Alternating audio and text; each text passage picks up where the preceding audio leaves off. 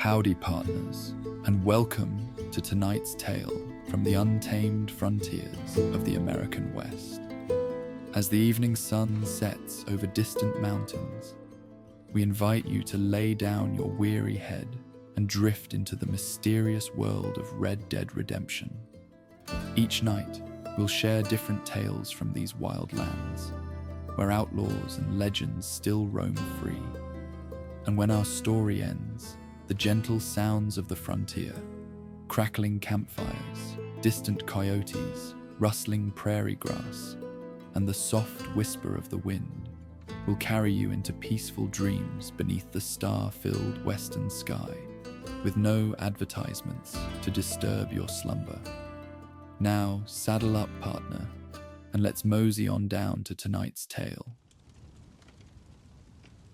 The evening mist clung to the pine-covered ridges like a whispered secret, settling into valleys where ancient trees stood sentinel against the deepening indigo sky. Thomas Brennan pulled his wool coat tighter as he stepped onto the narrow porch of the ranger's hut, his breath forming small clouds in the crisp mountain air. At 24, he had spent the better part of 3 years learning the rhythms of these remote hills. But tonight felt different somehow, charged with expectation he couldn't name. The wooden structure that served as his temporary home perched on a natural shelf, carved into the mountainside, offering commanding views of the forested valleys that stretched endlessly toward the distant frontier. Pine, fir, and ancient oak created a tapestry of shadows and silver moonlight, while the familiar sounds of evening settled around him like a comfortable blanket. Somewhere in the darkness, a stream chattered over smooth stones, and the soft rustle of small creatures moving through underbrush provided gentle percussion to the night's symphony. Thomas had been assigned to this remote outpost 3 weeks earlier, tasked with monitoring timber claims and watching for signs of illegal hunting in territory still largely unmapped by official surveys. The work suited his temperament, methodical observation requiring patience rather than dramatic action, solitary contemplation balanced with purposeful responsibility. Yet despite growing familiarity with the landscape's daily patterns, something continued to elude his understanding, hovering at the edge of awareness like movement glimpsed from the corner of one's eye. Rising from the valley floor, perhaps half a mile distant, an old wooden watchtower stood silhouetted against the star-filled sky.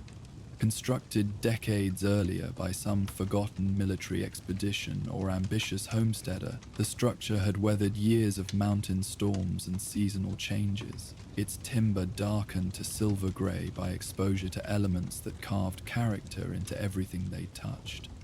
No roads led to its base, no trails marked its approaches.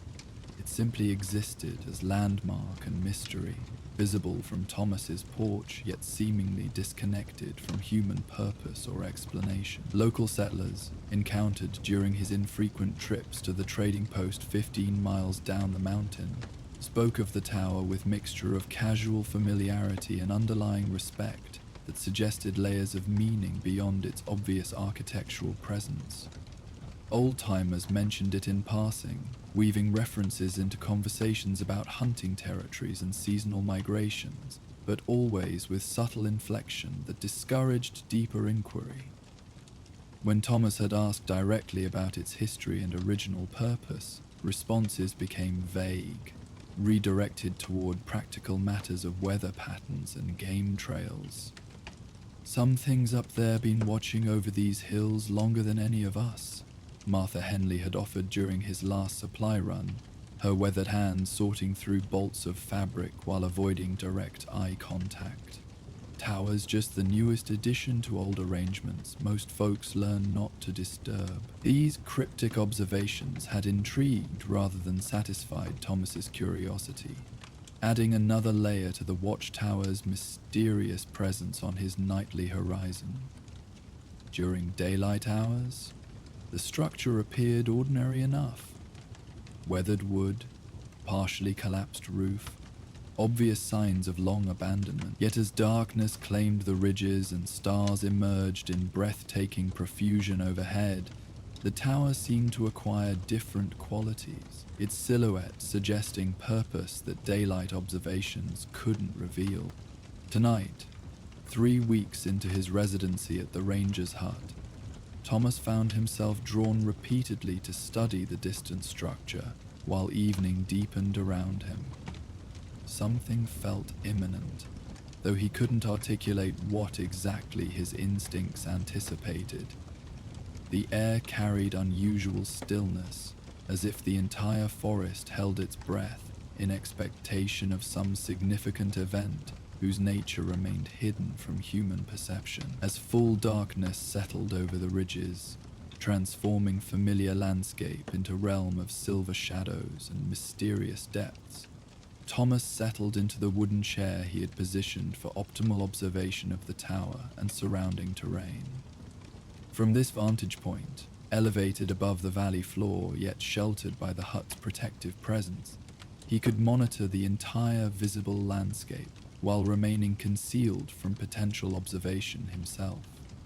The night progressed peacefully for the first several hours, stars wheeling overhead in their eternal patterns while ordinary forest sounds provided familiar backdrop to his vigilant watching. Owls called from various distances, great horned owls with their distinctive deep hooting, smaller screech owls with their trembling calls, and occasionally the haunting cry of a barn owl hunting through moonlight that filtered between the towering pines. Then, approaching midnight by Thomas's internal clock, calibrated through weeks of mountain routine, something changed in the forest's atmosphere. The subtle background chorus of insects and small creatures gradually diminished, replaced by expectant silence that seemed to emanate from the landscape itself.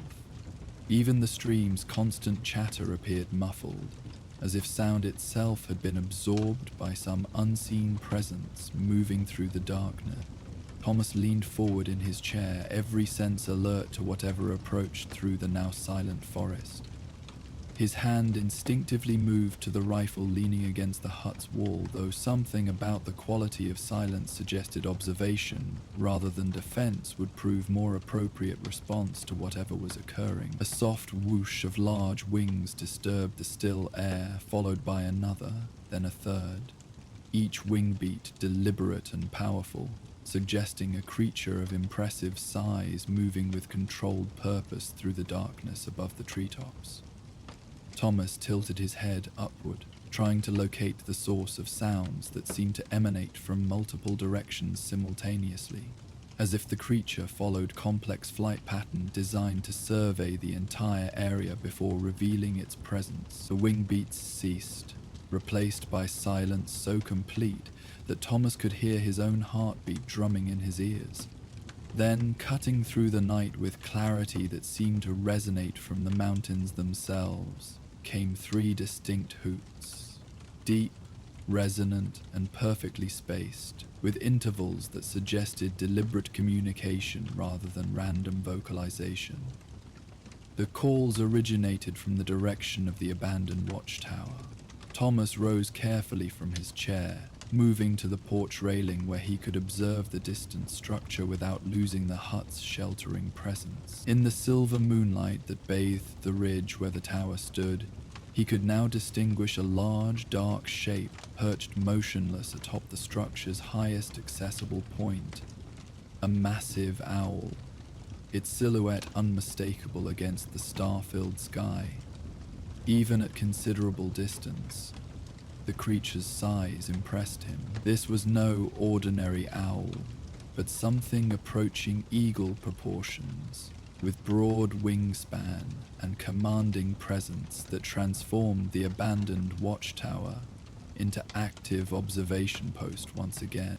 The bird sat absolutely motionless, facing toward Thomas's position with attention so focused he could feel its gaze across the intervening valley despite darkness that should have made such awareness impossible. Minutes passed in this silent communion between observer and observed Thomas transfixed by encounter that felt simultaneously natural and extraordinary. The owl's presence atop the tower created a tableau that seemed to embody some deeper truth about the relationship between wildness and human structures, between ancient wisdom and contemporary understanding. Then, with the same deliberate grace that had marked its arrival, the great owl spread wings that appeared even more impressive in moonlight, lifted silently from its perch, and disappeared into darkness beyond the tower's silhouette. The forest gradually resumed its normal nocturnal chorus, insects and small creatures returning to their evening activities as if released from suspension that had held them motionless during the owl's visit.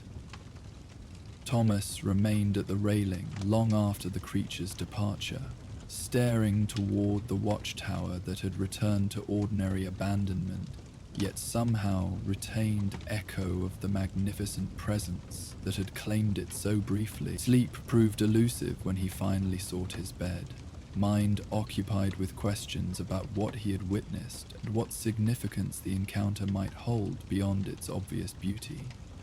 Morning arrived, with characteristic mountain clarity, mist rising from valleys while golden sunlight transformed familiar landscape through progression of colors that never lost their capacity to inspire wonder despite daily repetition. Thomas went about his routine tasks, checking weather instruments, updating his observation log, preparing simple breakfast from supplies that would need replenishment within the week, yet found his attention repeatedly drawn toward the distant watchtower that appeared perfectly ordinary in daylight's revealing illumination. No evidence remained of the previous night's extraordinary visitor. The tower stood empty, weathered wood showing only expected signs of long exposure to mountain elements. Yet something had changed in Thomas's perception of both structure and surrounding landscape, as if the owl's presence had revealed dimensions previously hidden from his awareness. 3 days passed without repetition of the remarkable encounter, though Thomas maintained heightened attention during evening hours, watching the watchtower with expectation that proved unfulfilled. Ordinary forest sounds filled the nights, the usual variety of owl calls from expected species, coyotes singing from distant ridges, wind moving through pine boughs with voices that ranged from whispered secrets to powerful proclamations, depending on weather patterns and atmospheric pressure. On the 4th night following his initial sighting, the same extraordinary sequence repeated itself, gradual diminishment of background forest sounds, expectant silence settling over the landscape, then the unmistakable whoosh of large wings moving with deliberate purpose through darkness above the treetops. 3 deep, resonant hoots echoed from the direction of the watchtower, followed by that same profound silence during which Thomas felt himself observed by intelligence, both ancient and utterly present. This second encounter confirmed pattern rather than isolated incident, transforming mystery into regular phenomenon, worthy of more systematic observation. Thomas prepared himself accordingly, positioning notebook and pencil for recording specific details, checking his pocket watch to establish precise timing, arranging his observation post for optimal viewing while maintaining concealment that seemed appropriate when witnessing something that felt inherently private, despite occurring in open landscape. The great owl's arrival followed identical sequence, the purposeful flight pattern surveying the area, the 3 measured hoots announcing its presence, then the silent perch atop the watchtower, where it maintained motionless vigil for precisely 23 minutes before departing with the same ghostly silence that had marked its approach. During those 23 minutes of shared awareness across the moonlit valley, Thomas found himself entering a state of heightened consciousness that resembled meditation more than ordinary observation. Time seemed suspended, ordinary concerns dissolved, and he experienced a profound sense of connection with landscape that revealed itself as far more alive and intentionally organized than casual observation might suggest. The pattern established itself over subsequent nights, not regular enough to constitute predictable schedule, but frequent enough to suggest purpose beyond random behavior. The great owl appeared every third or fourth night, occasionally skipping longer intervals that kept Thomas alert without allowing anticipation to devolve into mere routine. Each visit followed identical format: the surveying flight, 3 announcement hoots, silent vigil atop the watchtower, then departure that left no trace beyond altered awareness in the human observer who witnessed these mysterious appointments. After witnessing the phenomenon 7 times over the course of 3 weeks, Thomas decided the mystery warranted consultation with someone possessing deeper knowledge of local conditions and natural history. His weekly supply run to the trading post provided opportunity to seek guidance from individuals who had observed these mountains across multiple decades of seasonal changes and natural phenomena. Marcus Whitfield, the elderly forest warden who had worked these territories since before official territorial designation, listened with patient attention as Thomas described his nocturnal encounters with the great owl and its apparent relationship with the abandoned watchtower. The older man's weathered features remained impassive throughout the account, neither skeptical nor surprised, as if such reports represented familiar rather than extraordinary information. "You've been honored with something most folks never witness," Marcus finally replied, settling more comfortably in his chair beside the trading post's wood stove. "That tower's had its guardian near as long as it stood empty. Most people pass through these hills without noticing such arrangements, but you got the eyes and patience for seeing what's actually there." Thomas leaned forward, encouraged by Marcus's matter-of-fact acceptance of his account. "Do you know anything about the owl's history? Why it maintains such regular visits to the tower?" Marcus considered carefully before responding, drawing on his pipe while studying Thomas with eyes that held accumulated wisdom of 4 decades spent observing natural patterns that escaped casual notice. "Some creatures take responsibility for particular places," he said eventually. "Not ownership like humans understand it, but guardianship that runs deeper than legal documents or fence lines. That owl watches over something important, something that needs watching." "What kind of something?" Thomas pressed, hoping for more specific information. "Can't say exactly," Marcus admitted with slight smile. "Mystery's part of the arrangement. But I can tell you this. Territory's been peaceful, balanced, and protected longer than anybody can remember. Game populations stay healthy, water runs clean, forest fires stay manageable. Whatever that owl's guarding, it benefits everything living in those hills." This perspective reframed Thomas's observations, suggesting his nocturnal encounters represented participation in natural system of protection and maintenance that operated beyond human perception, yet influenced human experience in subtle but significant ways. The great owl's vigil atop the watchtower wasn't mysterious behavior requiring explanation, but responsible activity deserving respect and careful non-interference. "What should I do?" Thomas asked, recognizing that his role as temporary resident placed him in position requiring appropriate response to phenomenon he now understood as beneficial rather than merely curious. Marcus puffed thoughtfully on his pipe, considering advice that would honor both Thomas's legitimate interest and the owl's apparent need for privacy during its guardianship activities. "Keep watching respectfully. Keep learning from what you see, but don't try to get closer or interfere with patterns that work fine without human involvement. Some things in nature operate best when they remain exactly as they are." This guidance satisfied Thomas, providing framework for continued observation that balanced curiosity with wisdom accumulated through Marcus's decades of experience with natural phenomena that exceeded conventional understanding. He returned to his mountain post with renewed appreciation for the privilege of witnessing the great owl's visits, and deeper respect for the mystery that surrounded its relationship with the abandoned watchtower.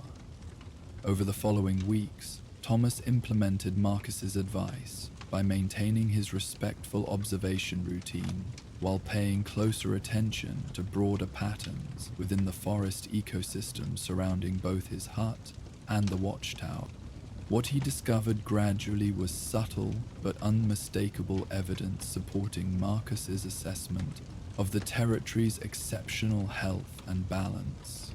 Game trails showed signs of sustainable use rather than overhunting. Water sources remained consistently clear and abundant despite seasonal variations affecting other regional watersheds. Forest undergrowth displayed remarkable diversity of plant species, many rare in surrounding areas, while tree populations showed optimal age distribution, suggesting natural regeneration processes functioning without human intervention. Most significantly, the various owl species inhabiting the broader territory appeared to organize their hunting and nesting activities around the great owl's presence, creating a system of mutual respect and resource sharing that prevented competitive conflicts while ensuring adequate prey and habitat for all populations. The great owl's guardianship extended beyond the watchtower itself to encompass environmental harmony throughout the surrounding ecosystem. These observations transformed Thomas's understanding of his own role within this carefully balanced system. Rather than temporary human resident managing natural resources according to governmental regulations and commercial interests, he began perceiving himself as temporary participant in ongoing natural arrangement that had maintained itself successfully long before his arrival and would continue long after his departure.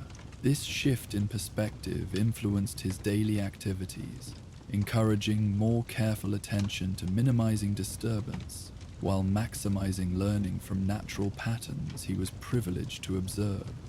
His written reports to territorial authorities began emphasizing conservation of existing conditions rather than exploitation of available resources. Recommendations that reflected growing appreciation for systems too complex for human improvement, despite superficial appearance of wilderness requiring management. The great owl's visits continued throughout autumn's progression toward winter, timing remaining irregular enough to maintain Thomas's attention while frequent enough to establish the encounters as a reliable feature of his mountain residency. Each observation deepened his respect for the creature's dignity and purpose, while providing opportunities for meditation on relationships between wildness and consciousness that urban experiences had never suggested. On a particularly clear night in late October, when early snow dusted the highest peaks and stars blazed with exceptional brilliance in air made crystalline by approaching winter, the great owl's arrival carried additional significance that Thomas sensed immediately upon hearing the familiar 3 hoots echoing from the watchtower. Tonight, the creature's presence seemed more intensely focused, its silent vigil characterized by heightened attention that suggested awareness of something requiring particular vigilance. Thomas found himself drawn into correspondingly deeper meditative state, consciousness expanding beyond ordinary boundaries as he participated in whatever heightened awareness the owl directed toward landscape that appeared unchanged, yet somehow pregnant with potential. During those extraordinary minutes of shared awareness, Thomas experienced sudden, intuitive understanding of the guardianship he had been privileged to witness. The great owl wasn't protecting specific physical object or location, but maintaining spiritual balance with an ecosystem that included both natural and human elements.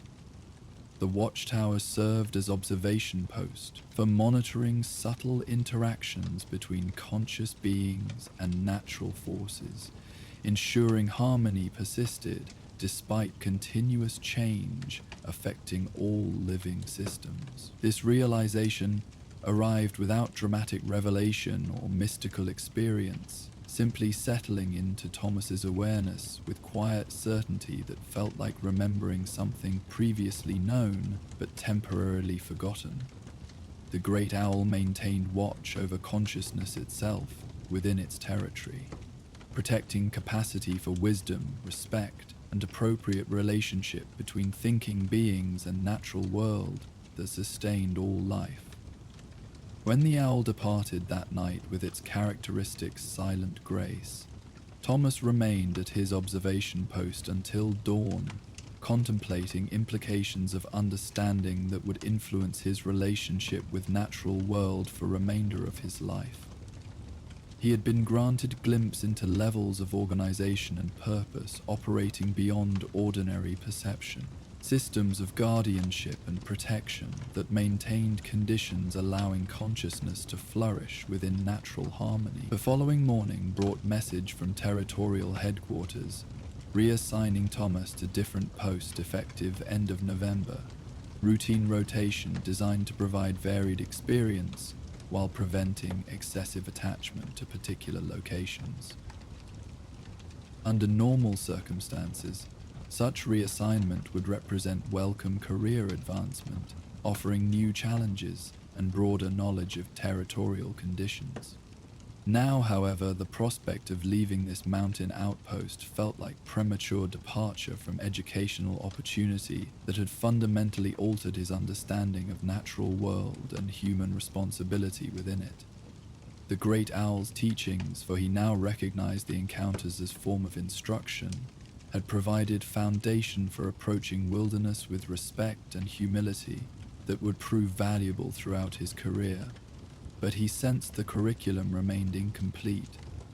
As November progressed and his departure date approached, Thomas found himself paying closer attention to details he might previously have overlooked, seeking to absorb as much wisdom as possible from his remaining encounters with the great owl. The creature's visits continued with their characteristic irregularity, yet each appearance seemed designed to reveal additional layers of understanding about the intricate relationships that maintained harmony within the mountain ecosystem.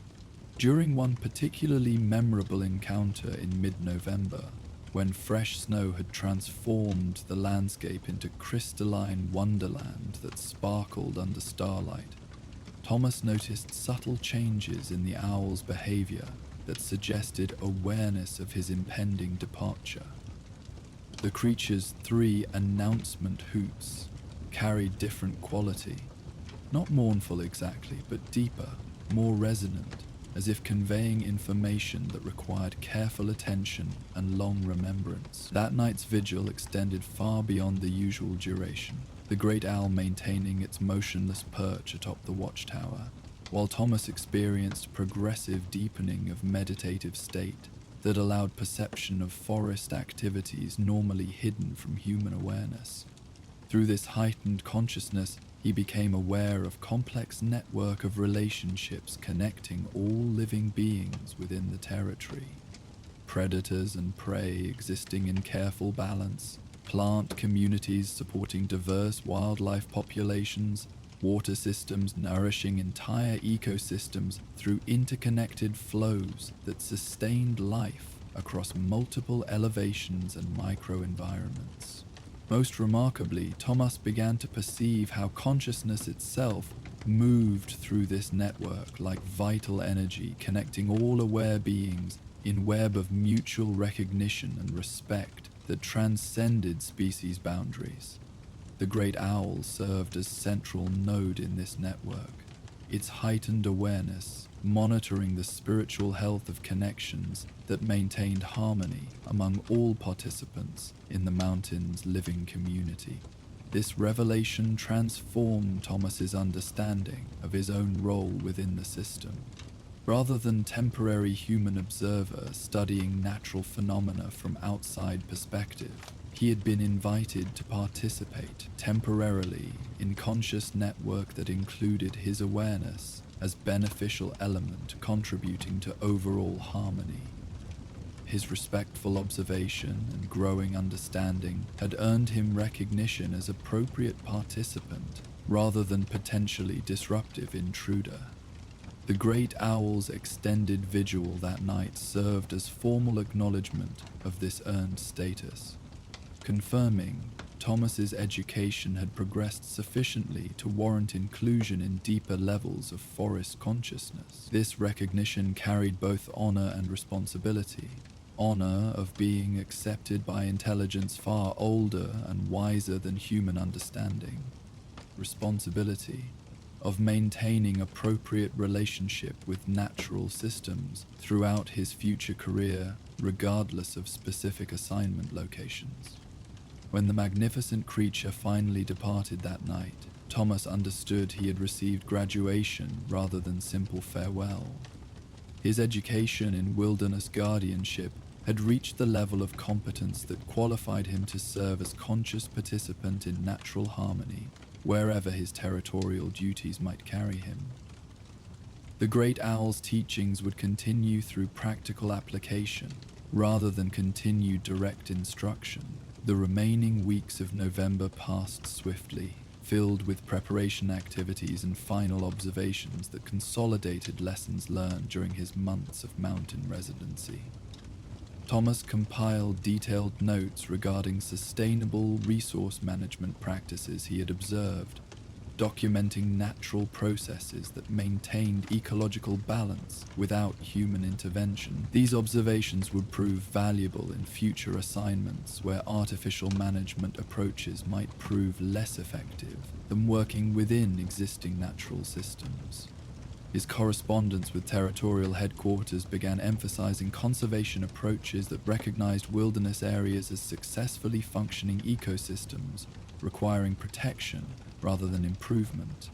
This perspective, informed by his education in forest consciousness, would eventually influence territorial policies toward more sustainable relationships between human activities and natural systems that supported all life within managed regions. During his final week at the mountain outpost, Thomas received unexpected visit from Martha Henley, the elderly woman from the trading post who had first mentioned the watchtower's mysterious arrangements.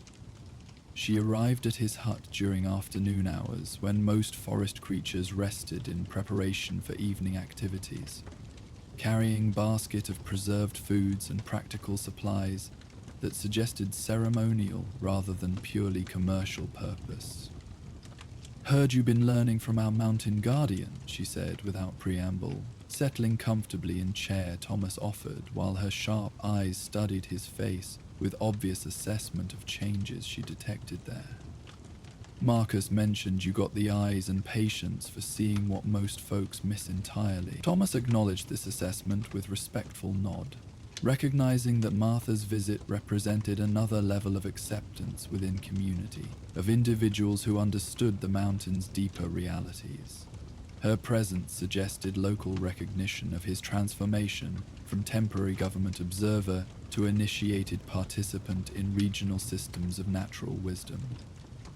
"Been watching that tower and its guardian near 40 years myself," Martha continued, unpacking items from her basket with deliberate care. "Never seen someone take to the teaching so readily, especially someone from outside these hills. Most government folks come and go without noticing anything beyond timber counts and property boundaries."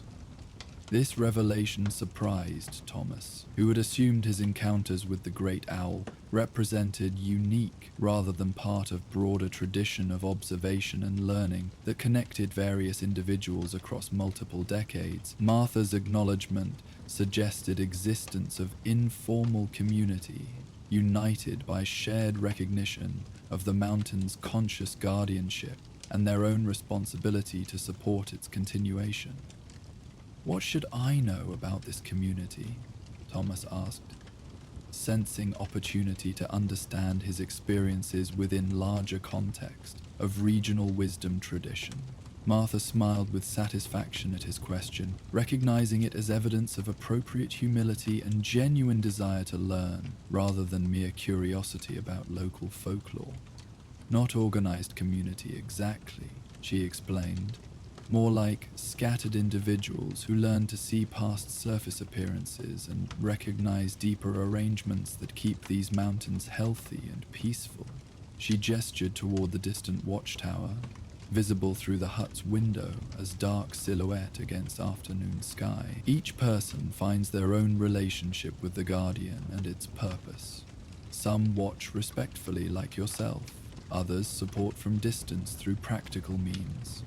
Few understand enough to communicate directly, though such communication happens rarely and only when necessity requires it. This description of varied but coordinated support for the Great Owl's guardianship revealed Tomas's mountain education as introduction to lifetime participation in network of conscious beings dedicated to maintaining harmony between human activities and natural systems.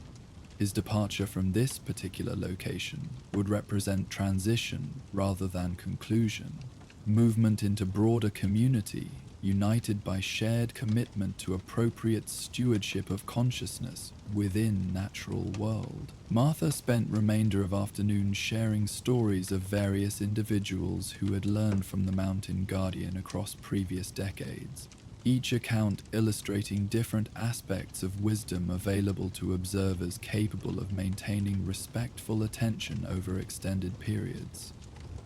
Some had been hunters who learned to take only what was needed, while supporting prey population health. Others had been settlers who discovered agricultural practices that enhanced rather than depleted soil fertility.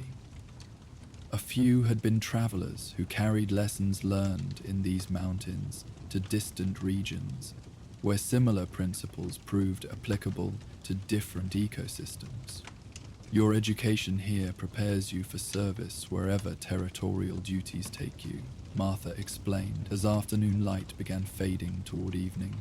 Mountain Guardian teaches universal principles that work in any landscape where conscious beings interact with natural systems.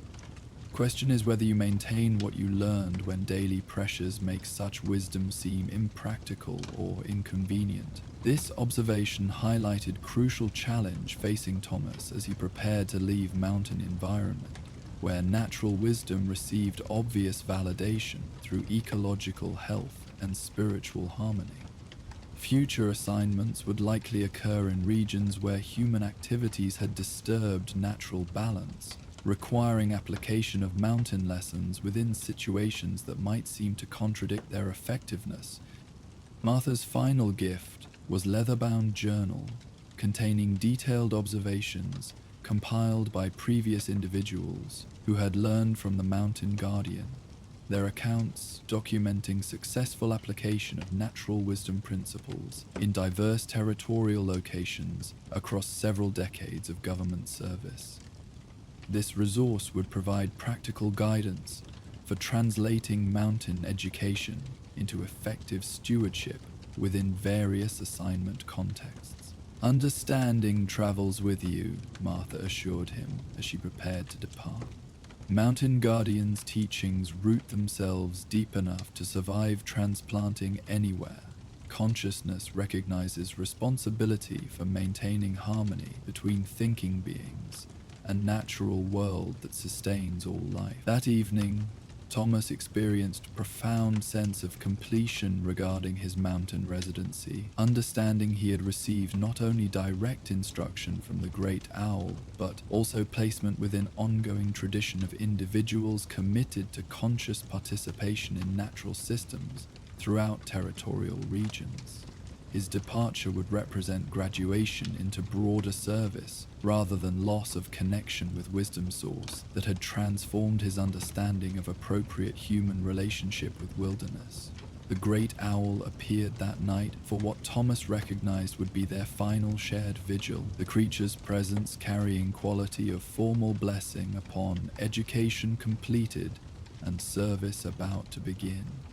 During extended communion beneath stars that blazed with exceptional brilliance in mountain air clarified by approaching winter, Thomas experienced deep peace regarding his readiness to serve as conscious guardian within whatever territory awaited his next assignment. His understanding had progressed from simple observation of mysterious phenomenon to participation in network of awareness that maintained spiritual health within natural systems across vast geographic regions. The great owl's local guardianship represented single node in consciousness network that connected all territories, where thinking beings accepted responsibility for maintaining harmony between human activities and natural processes that sustained ecological balance. This broader perspective revealed territorial service as spiritual calling rather than merely professional occupation, opportunity to support continuation of conditions allowing consciousness to flourish within natural harmony across generations of both human and non-human participants in life's continuing evolution. Thomas's mountain education had prepared him to recognize and fulfill this calling wherever his assignments might carry him throughout remaining decades of service. Marcus Whitfield, consulted during Thomas's penultimate supply run, received news of the reassignment with an understanding nod that suggested familiarity with territorial administrative practices and their occasional conflict with deeper educational processes. The elderly warden listened thoughtfully as Thomas expressed concern about leaving before his education felt complete, his weathered features reflecting decades of experience with similar situations, where bureaucratic timing rarely aligned with natural learning cycles. Mountains got its own schedule for teaching, Marcus observed, settling more comfortably beside the trading post's warmth while considering Thomas's situation with characteristic deliberation. Sometimes full understanding takes years to develop, but foundation gets established during periods like you've been experiencing. Rest comes through practical application in whatever territory receives your service next. This perspective helped ease Thomas's anxiety about premature departure, suggesting his mountain education had progressed sufficiently to provide practical foundation for conscious stewardship.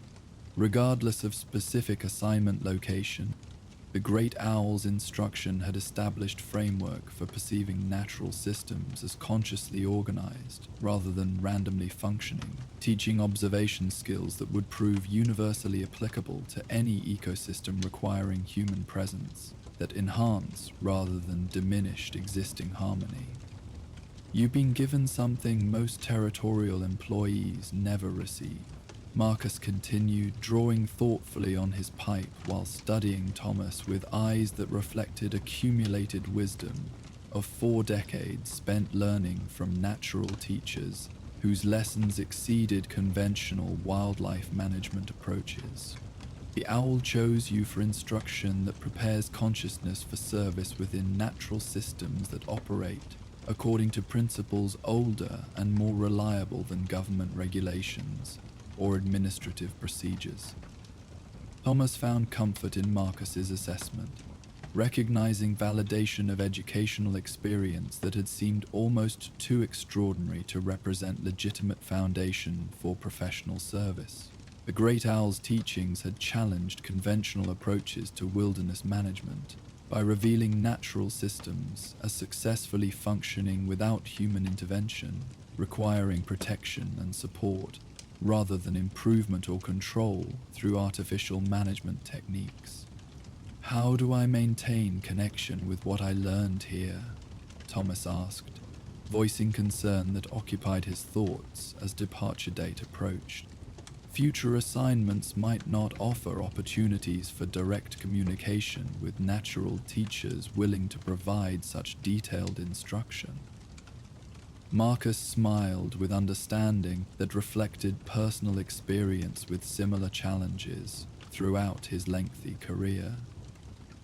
Connection travels with you through changed perception, he explained. Once consciousness learns to recognize guardianship and purpose within apparent wilderness, such awareness continues functioning regardless of specific location. Mountain Guardian taught you to see, not just look. That vision serves you anywhere. Consciousness encounters natural systems, requiring appropriate human participation. This assurance resonated deeply with Thomas's own sense that his mountain education had fundamentally altered his relationship with natural world in ways that would persist throughout his career. The great owl's teachings had revealed layers of meaning and purpose within ordinary landscape that could never again appear merely wild, unmanaged, or lacking conscious organization. This enhanced perception represented permanent transformation rather than temporary experience, limited to specific geographic location. During final weeks of November, Thomas implemented systematic approach to consolidating lessons learned during his mountain residency, creating detailed documentation that would serve as reference guide for applying natural wisdom principles within diverse territorial contexts. His notes encompassed both specific observations of ecological processes and broader insights regarding appropriate human relationship with conscious natural systems that maintained balance through forms of intelligence exceeding ordinary human understanding.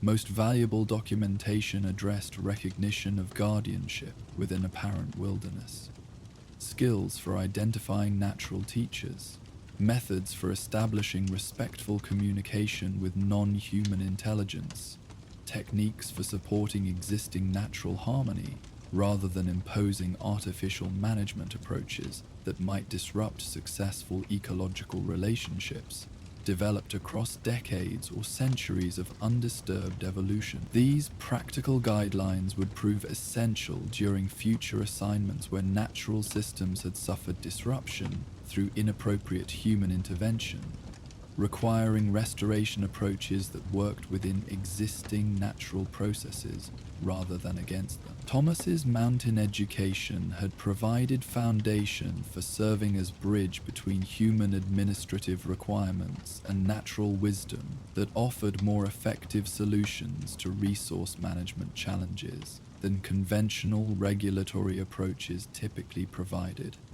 His final supply run to the trading post became an informal graduation ceremony, as various individuals who recognized his transformation offered practical gifts and advice for maintaining mountain wisdom throughout territorial career that would carry him far from direct contact with the great owl, whose teaching had established foundation for lifetime of conscious service within natural systems.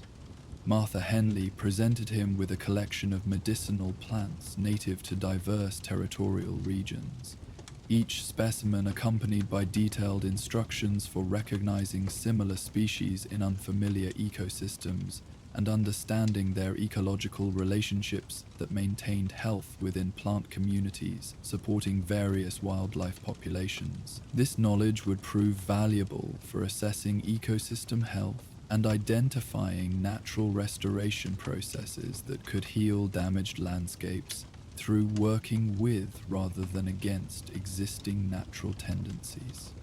Marcus contributed hand-drawn maps documenting wildlife corridors and seasonal migration patterns across broad territorial regions, information compiled through decades of observation that revealed natural organization extending far beyond apparent boundaries of individual wilderness areas.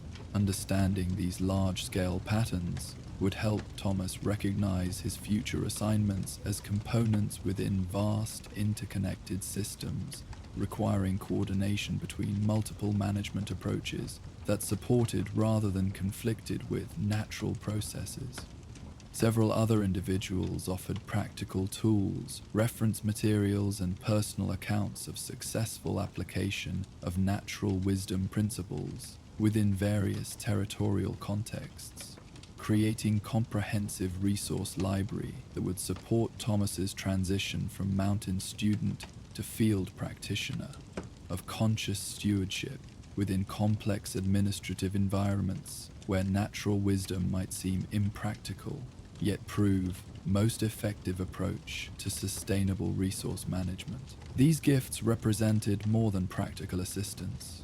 They confirmed Thomas's acceptance within informal community of individuals committed to maintaining harmony between human activities and natural systems throughout territorial regions. His mountain education had earned him recognition as trusted participant in network of consciousness that transcended individual assignments while supporting effective stewardship wherever territorial duties required human presence within natural environments. The ceremony concluded with Marcus's presentation of carved wooden medallion depicting owl perched atop watchtower, symbolic reminder of educational foundation that would guide Thomas's service throughout remaining decades of territorial career. This personal totem represented connection with Mountain Guardian, whose teachings had transformed casual government employee into conscious participant in natural systems that operated according to principles requiring respectful support rather than administrative control.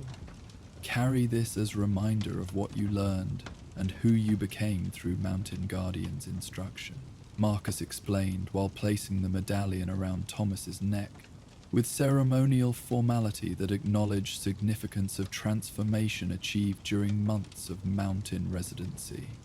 Let it remind you that territorial service represents opportunity for spiritual calling rather than merely professional occupation, chance to support continuation of consciousness within natural harmony that benefits all participants in life's continuing evolution. Turning to his mountain outpost for final week of residency, Thomas felt profound gratitude for educational experience that had exceeded expectations while preparing him for service he could never have imagined when first arriving at the ranger's hut months earlier.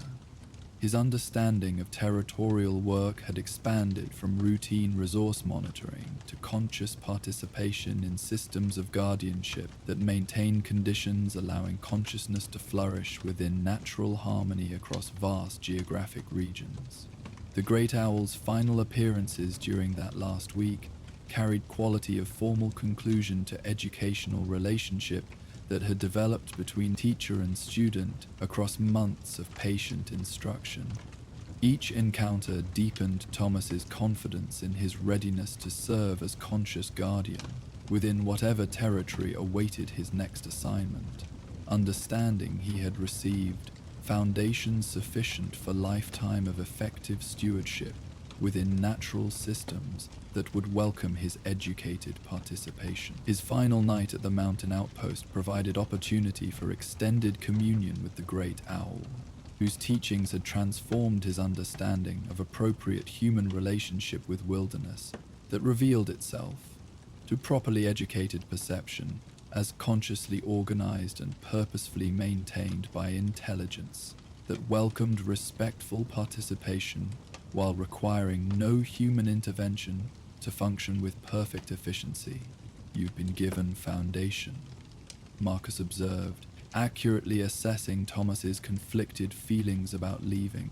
Rest of learning happens through applying what you discovered here to whatever territory you encounter next.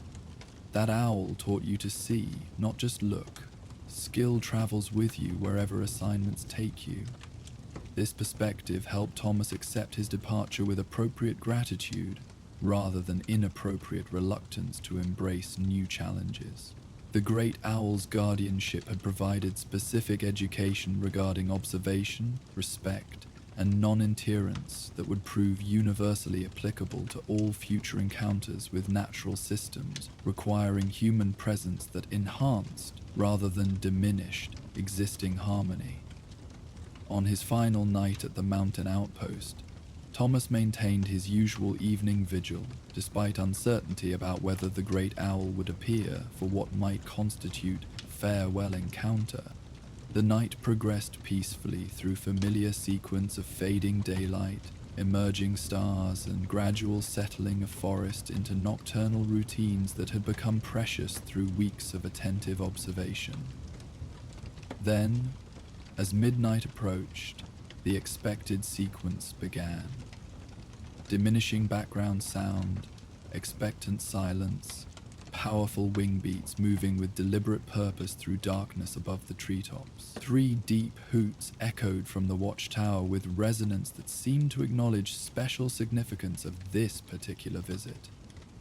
The great owl's final vigil lasted longer than usual, extending well past the typical 23 minutes into extended communion that felt like formal conclusion to educational relationship that had developed between observer and During those extended minutes of shared awareness, Thomas experienced profound gratitude for instruction that had revealed layers of meaning within ordinary experience, teaching him to perceive guardianship and purpose where casual observation might recognize only wilderness requiring human management. When the magnificent creature finally spread its impressive wings and lifted silently from the watchtower for the last time in Thomas's presence, something of its essence seemed to remain within his consciousness.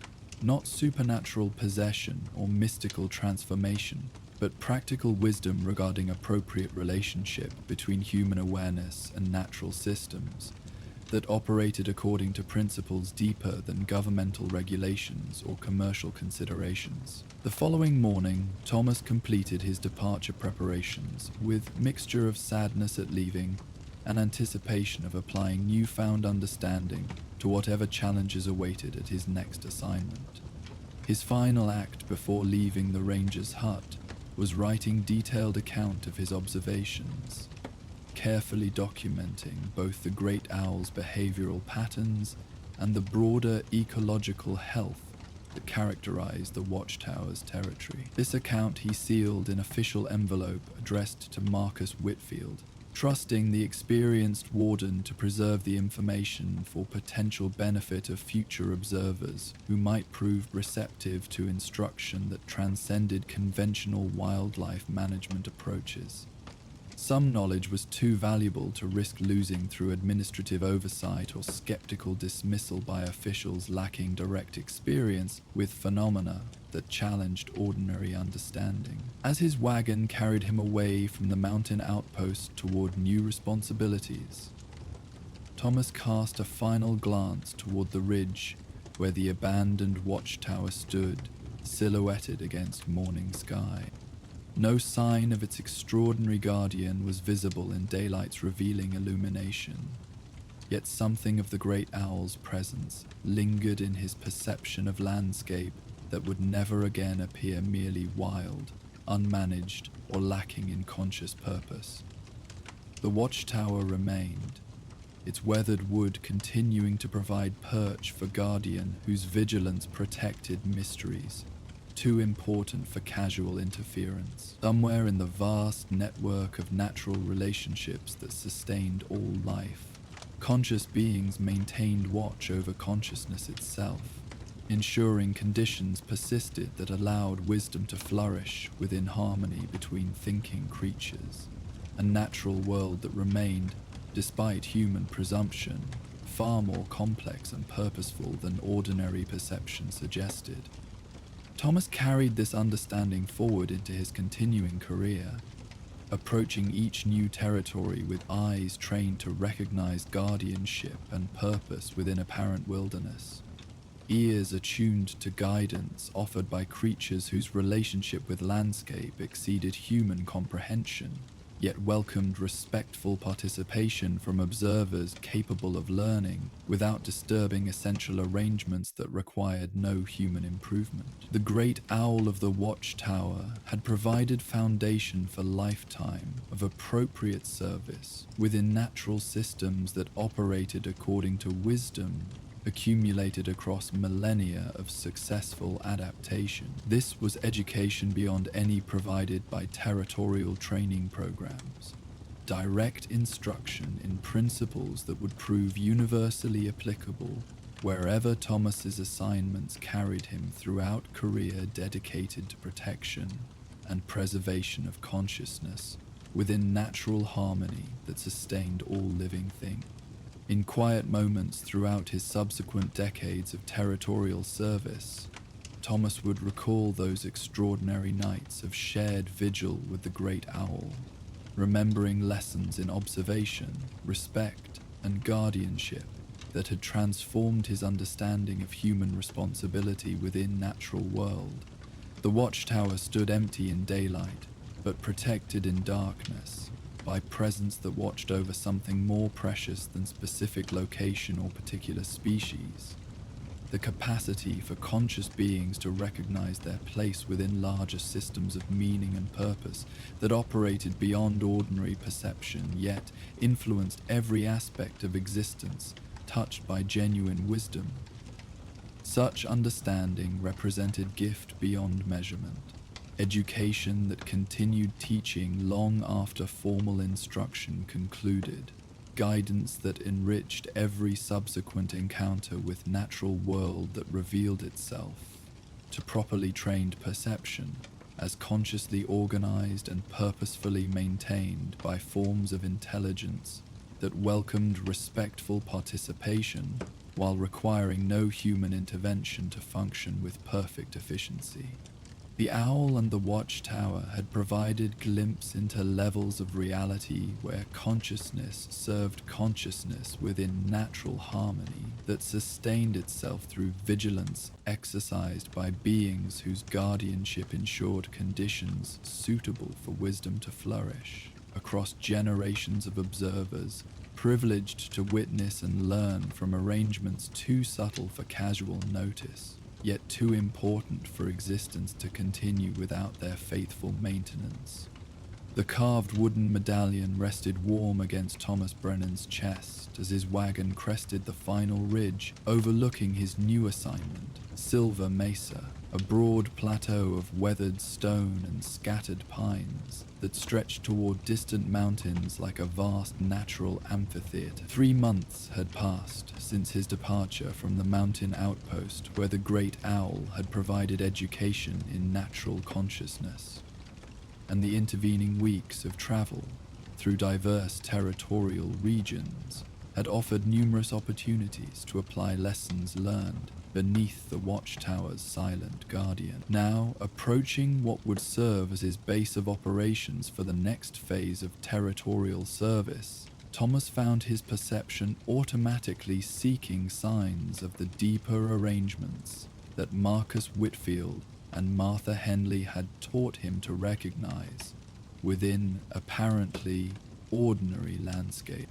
The mesa's distinctive geography, its elevated position offering commanding views of surrounding valleys, its isolated groves of ancient trees, its numerous springs feeding clear streams that sparkled in afternoon sunlight, suggested natural features that might attract forms of guardianship similar to what he had witnessed in the mountains. As his wagon descended the winding trail that led to the small settlement nestled at Silver Mesa's eastern edge, Thomas noticed something that made him slow his horses and listen with attention trained by months of nocturnal vigils. Carried on the evening breeze that stirred the mesa's scattered pines came the faint but unmistakable sound of bells.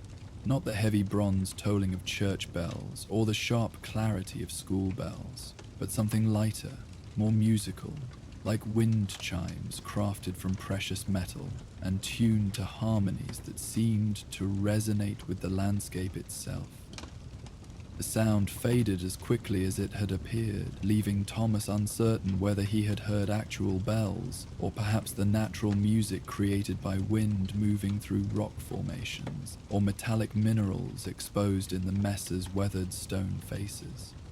Yet something about the quality of those brief notes suggested intentional rather than accidental creation, music that carried purpose beyond mere acoustic phenomenon, produced by atmospheric pressure and geological features. Drawing closer to the settlement that would serve as his supply base and communication point with territorial headquarters, Thomas found himself anticipating the educational opportunities that Silver Mesa might provide. His mountain experience had taught him that landscapes possessing unusual natural features often attracted forms of consciousness that maintained balance and harmony through methods exceeding ordinary human understanding.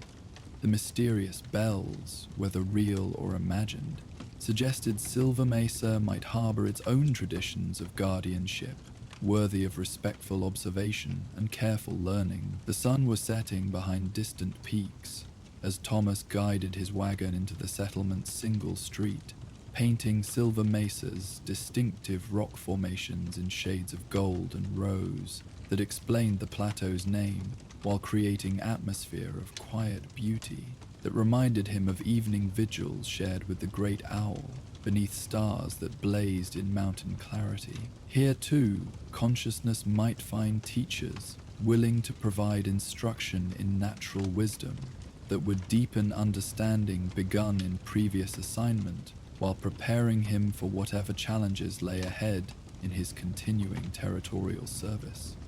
As twilight deepened and the first stars appeared above Silver Mesa's elevated horizon, Thomas thought he heard again those mysterious bells, their gentle music floating across the plateau like a welcoming song that promised new mysteries to contemplate and fresh wisdom to discover in this land of weathered stone and ancient trees, where consciousness might once again find guidance from natural teachers whose lessons transcended ordinary human understanding of wilderness and its deeper purposes. The afternoon sun cast long shadows across the high desert as Samuel Blackwood guided his weathered packhorse along the familiar trail that wound towards Silver Mesa's eastern approach. At 62, Samuel carried himself with the quiet dignity of a man who had spent 4 decades leading others through the untamed territories of the American frontier.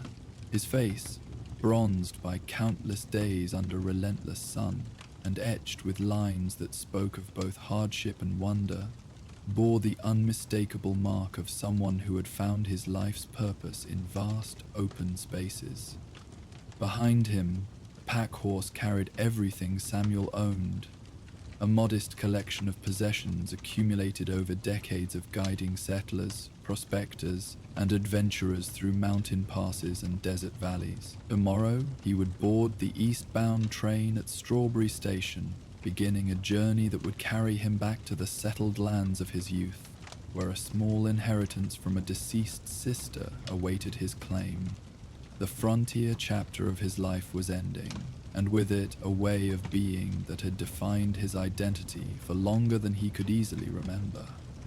Yet tonight, Samuel had one final pilgrimage to complete before leaving the territories forever. Silver Mesa, rising like a massive altar from the surrounding desert, had called to him for reasons he couldn't fully articulate. Something about this place, perhaps its austere beauty, perhaps the legends that surrounded it, demanded a proper farewell from someone who had spent so many years in respectful communion with the wilderness. The trail began its gradual ascent toward the Mesa's distinctive plateau, winding between towering columns of red sandstone that had been carved by wind and water into cathedral-like formations. Late afternoon light transformed these natural sculptures into glowing monuments, their surfaces painted in shades of gold and amber that seemed to emanate their own inner illumination. Samuel had traveled this route perhaps a dozen times over the years, always marveling at the mesa's capacity to inspire both humility and reverence in those who approached with appropriate respect.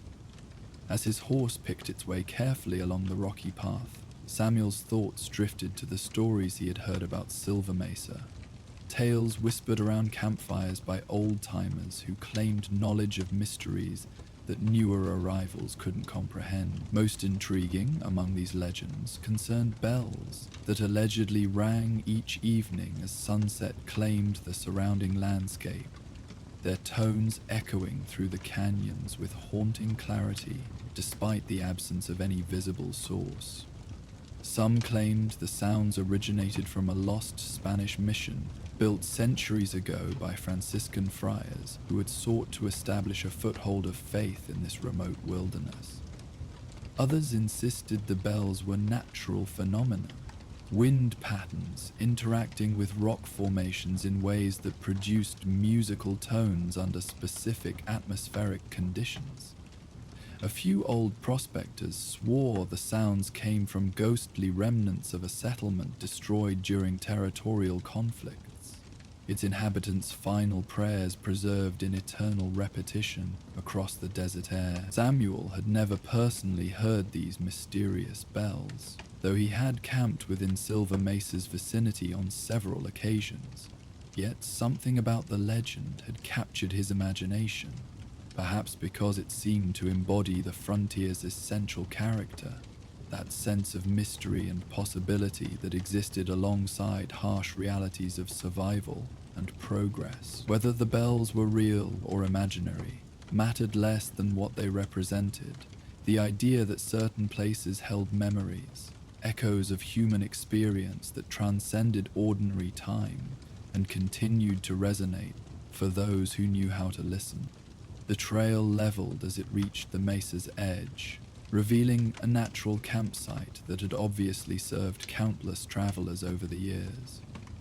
A ring of blackened stones marked where previous fires had warmed countless evenings, while scattered evidence, bent horseshoe nails, fragments of worn leather, occasional lost buttons, testified to the site's long history as a resting place for those who sought Silver Mesa's particular form of solitude. Samuel dismounted with practiced ease, his movements efficient despite his advancing years.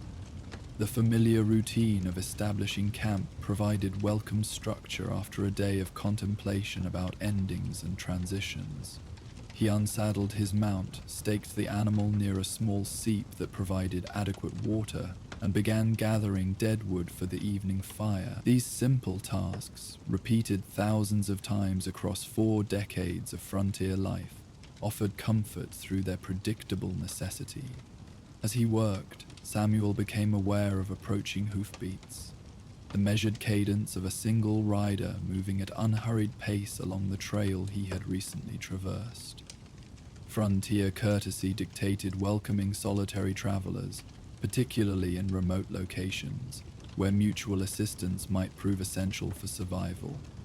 Yet something about the approaching rider suggested deliberate destination rather than casual encounter, as if Silver Mesa had drawn another pilgrim for its own mysterious purposes. The rider who emerged from late afternoon shadows appeared to be a young man, perhaps 25 years old, leading a string of pack mules with the practiced competence that marked professional freight haulers.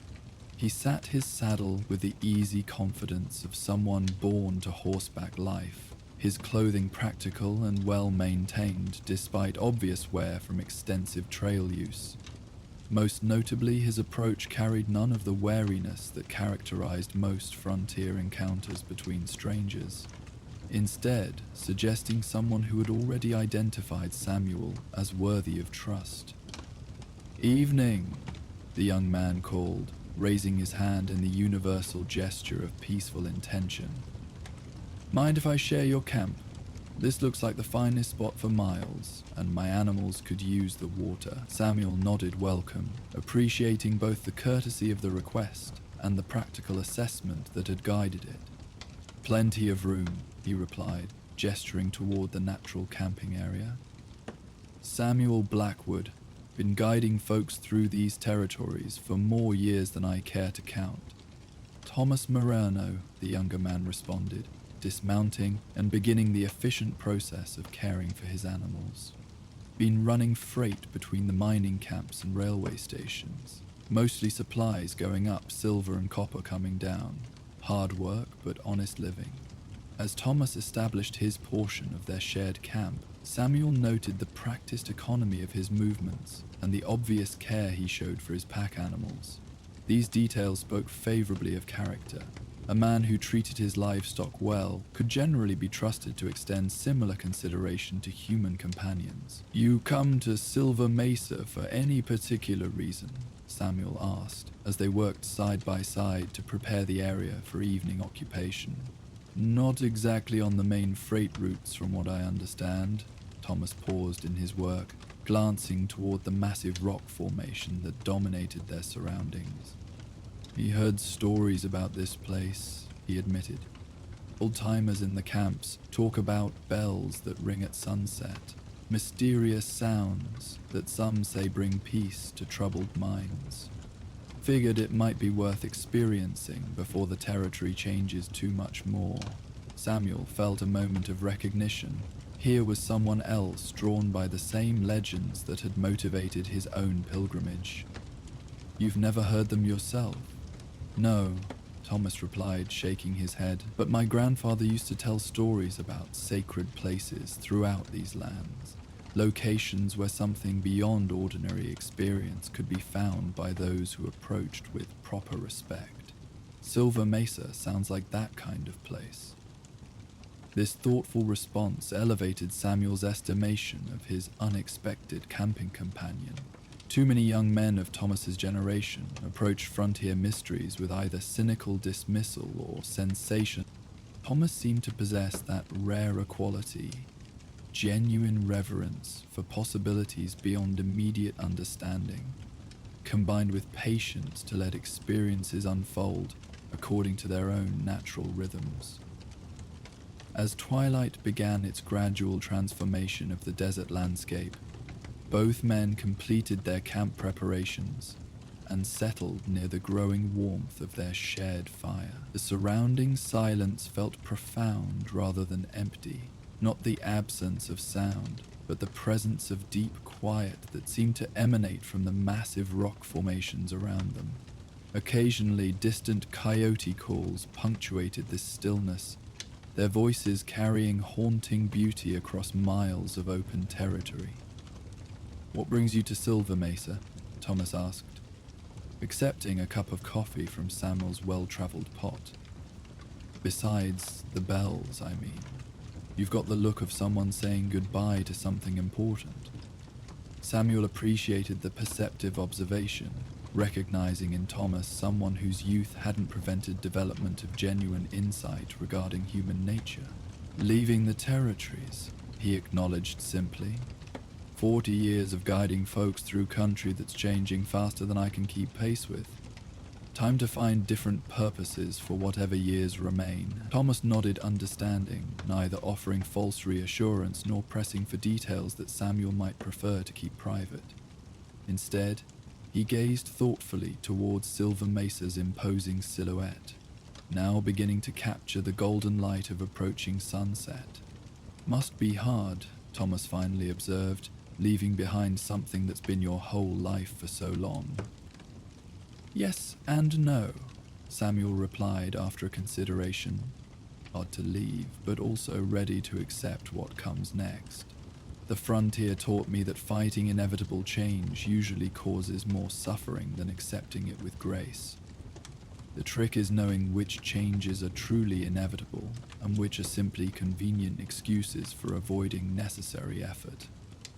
This philosophical perspective seemed to resonate with Thomas, who nodded thoughtfully before sharing his own related observation. "My grandfather always said the desert teaches patience, that rushing leads to mistakes, while waiting for proper timing usually reveals better opportunities than forcing them." Samuel smiled, recognizing wisdom that transcended age through its connection to universal truths about existence in challenging environments. "Your grandfather sounds like he understood these territories well. Was he from this region originally?" "New Mexico, mostly," Thomas explained. "But he traveled throughout the Southwest, working various trades before settling into freight hauling like I do now. He said certain places hold memories that speak to people who know how to listen. That Silver Mesa was one of those places where the past hasn't finished teaching the present." As if summoned by this reference to Silver Mesa's legendary qualities, the sun began its final descent toward the western horizon, painting the surrounding landscape in progressively warmer tones. Both men fell naturally silent, drawn into contemplation by the spectacular beauty unfolding around them. The massive rock formation seemed to glow from within, its surfaces reflecting and amplifying the sunset's golden illumination until the entire mesa appeared transformed into something more than mere geological accident. Samuel found himself listening with heightened attention, waiting for sounds that might or might not manifest as darkness gradually claimed their surrounding. The transition from day to night in high desert country possessed particular magic. A gradual shift in atmosphere that seemed to thin the boundaries between ordinary reality and whatever lay beyond conventional perception. Minutes passed in comfortable silence as both men watched the sun disappear behind distant peaks, leaving the sky painted in bands of orange, purple, and deep blue that gradually darkened toward black. Stars began appearing with the remarkable clarity possible only in regions far from artificial illumination, their presence serving as gentle reminder of the vast scales within which human concerns existed. Then, just as full darkness settled over Silver Mesa, both men heard it simultaneously, the distant, crystalline sound of bells ringing across the desert air. Not loud, but unmistakably present, the tones seemed to emerge from multiple directions at once, creating harmonious echoes that resonated between the canyon walls before fading into silence that felt somehow more complete than before. Thomas sat perfectly still, his expression reflecting wonder and reverence as the mysterious sounds continued for perhaps 2 minutes before gradually diminishing into memory. Samuel listened with equal attention, finding in the ethereal music something that seemed to address directly his current life transition, a sense of blessing or benediction that acknowledged both endings and beginnings with equal grace. "The bells," Thomas whispered when silence returned, his voice carrying appropriate awe for what they had just experienced. Samuel nodded, feeling unexpected emotion tighten his throat. After decades of hearing others describe these sounds, he had finally been granted personal experience of Silver Mesa's legendary music. The reality exceeded every description, not because the bells were louder or more beautiful than reported, but because they carried qualities that defied adequate verbal expression. "More beautiful than I imagined," he managed finally, "and stranger. They seemed to come from everywhere at once. Like the mesa itself was singing." Thomas agreed, gazing toward the towering rock formation that loomed above their camp. "I understand now why people make pilgrimages here. Those sounds, they felt ancient, older than the missions, older than human settlement entirely." Samuel considered this assessment, finding it aligned with his own impression of the bell's fundamental nature. They had possessed qualities that suggested origins preceding human presence in this region, as if the sounds emerged from the landscape itself, rather than from any structure or instrument created by people. They sat in contemplative silence for several minutes, each processing the experience according to his own framework of understanding. Finally, Samuel rose to add wood to their fire, the practical necessity providing gentle transition from transcendent experience back to ordinary requirements of camp life. "What do you think they are?" Thomas asked as Samuel settled back near the warming flames. "Really, I mean, beyond the stories and legends." Samuel considered the question carefully, recognizing its legitimacy while acknowledging inherent limitations in any definitive answer. "I'm not sure it matters what they are," he replied thoughtfully. "What matters is what they do, the effect they have on people who hear them. Tonight they gave us both something we needed, even if we can't name exactly what that was." Thomas nodded acceptance of this perspective, seeming to understand that some experiences transcended analytical explanation while remaining profoundly meaningful.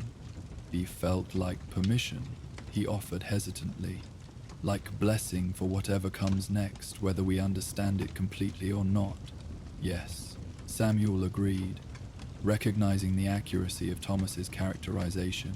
The bells had indeed conveyed a sense of benediction, acknowledgement of life's ongoing transitions coupled with assurance that change, however difficult, participated in patterns larger and more benevolent than individual understanding could encompass. As the evening progressed, their conversation meandered through topics that seemed naturally appropriate for their shared experience.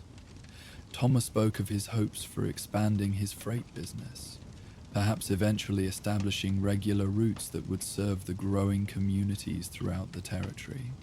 Samuel shared memories of particular places and experiences from his decades of guiding, offering perspective that only long familiarity with the frontier could provide. Neither man felt compelled to analyze their experience with the bells beyond what had already been acknowledged. Instead, the mysterious sounds seemed to have created space for deeper conversation, the kind of exchange possible only between people who had shared something beyond ordinary occurrence. Their talk moved easily between practical concerns and philosophical reflection, creating connections that might have taken weeks to develop under normal circumstances. "Have you given thought to what you'll do back in settled country?" Thomas asked during a comfortable lull in their conversation. 40 years out here must make regular civilization seem strange." Samuel smiled at the observation, appreciating its accuracy despite the challenges it represented. "Honestly, no clear plans beyond claiming my inheritance and finding somewhere quiet to spend whatever years remain. The East will feel foreign after so long out here, but perhaps that's part of what I need. Distance from familiar routines to discover what else might be possible. Maybe you won't stay east," Thomas suggested. "Maybe you'll find that the frontier taught you things that civilized places need to learn. Could be your next purpose is sharing that knowledge instead of simply ending the chapter." This possibility hadn't occurred to Samuel, yet something about Thomas's suggestion resonated with unexpected appeal. He had indeed accumulated knowledge and perspective that might prove valuable beyond personal application. Understanding about respect for land, patience with uncertainty, appreciation for experiences that couldn't be easily categorized or commercialized. Teaching, he mused aloud, though not in formal classrooms. Maybe writing, or finding other ways to preserve what's being lost as the territories become more settled and standardized. Thomas nodded enthusiastic agreement. Exactly. The stories, the wisdom, the proper ways of approaching places like Silver Mesa. Someone needs to remember these things and pass them on, or they'll disappear entirely. As if responding to this conversation about preservation and memory, the bells rang again, softer this time, more distant, but unmistakably present across the desert air. Both men listened in reverent silence, allowing the ethereal sounds to wash over them without attempting to capture or analyze the experience. When the music faded, Samuel felt a profound sense of completion that went beyond mere satisfaction. The bells had provided something he hadn't known he needed, not just beautiful sounds to mark his farewell to frontier life, but insight regarding potential continuity between his past experiences and future possibilities. "I think they approve," Thomas said quietly, his words carrying gentle humor while acknowledging something deeper than jest. Samuel laughed softly, finding appropriate both the lightness and the underlying seriousness of the observation. "Perhaps they do, or perhaps they're simply reminding us that endings and beginnings often appear different than expected." They maintained their evening vigil until late, neither wanting to end prematurely, an experience that felt uniquely significant. The bells rang twice more during those hours, once as a brief, single tone that seemed to acknowledge their continued presence, and again as a longer sequence that felt unmistakably like farewell. When they finally prepared for sleep, both men felt changed by their shared experience in ways that would require time to fully understand. Samuel unrolled his bedding with movements that felt ceremonial rather than merely practical, as if preparing for rest that would mark transition between one phase of existence and whatever lay beyond. "Thank you," Thomas said simply as they settled for the night, "for sharing this camp and for the conversation. Tonight felt important in ways I can't quite explain." Samuel nodded understanding, feeling similarly grateful for companionship that had enhanced rather than diminished their encounter with Silver Mesa's mysteries. "Likewise," he replied. "Sometimes the right people appear at exactly the right moments, even when we don't know we need them." Sleep came peacefully to both men, their rest undisturbed by the winds that occasionally stirred through the desert night or the distant sounds of wildlife maintaining their eternal routines. Dreams, when they came, carried traces of bell music and golden light, weaving experiences of the day into deeper patterns of meaning that conscious minds might not easily access.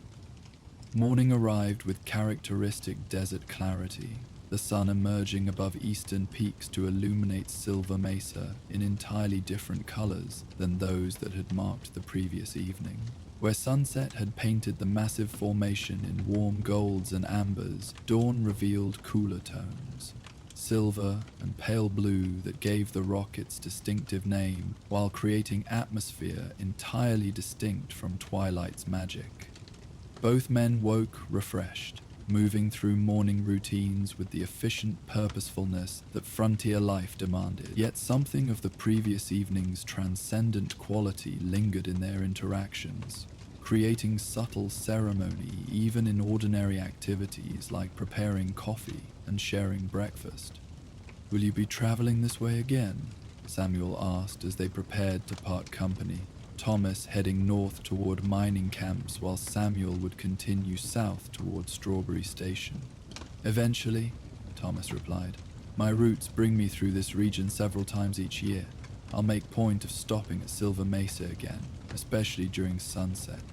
After last night, this place feels important, like somewhere I need to maintain connection with." Samuel nodded understanding, recognizing in Thomas someone who had been genuinely changed by their shared experience. "When you do return, listen carefully. I suspect the bells have more to teach than what we learned in single evening." "What about you?" Thomas asked. "Think you'll find your way back to the territories someday?" Samuel considered the question, finding his answer somewhat surprising given his apparent certainty about leaving frontier life behind. "Possibly," he admitted. "Last night suggested that some connections transcend simple geography. Even if I settle elsewhere permanently, part of me will remain out here, and part of this country will stay with me wherever I go." This acknowledgement felt like important recognition that endings rarely represented complete discontinuity, but rather transitions between different forms of relationship. Samuel's frontier experiences wouldn't disappear simply because he relocated to settled regions. Instead, they would continue influencing his perspective and possibilities in ways he was only beginning to understand. They parted with handshakes and mutual wishes for safe traveling, each carrying away memories that would undoubtedly deepen with time. Samuel watched Thomas disappear north with his pack train, before turning his own attention to final preparations for the journey to Strawberry Station. As he loaded his pack horse and prepared to leave Silver Mesa behind, Samuel felt compelled to pause for final acknowledgement of the place that had provided such unexpected gifts. Standing at the edge of the natural campsite, He gazed up at the towering rock formation while listening carefully for any lingering traces of the previous evening's mysterious music. Nothing sounded except normal desert morning sounds. Birds beginning their daily routines, slight breeze stirring through juniper branches, distant movement of small animals going about their essential business.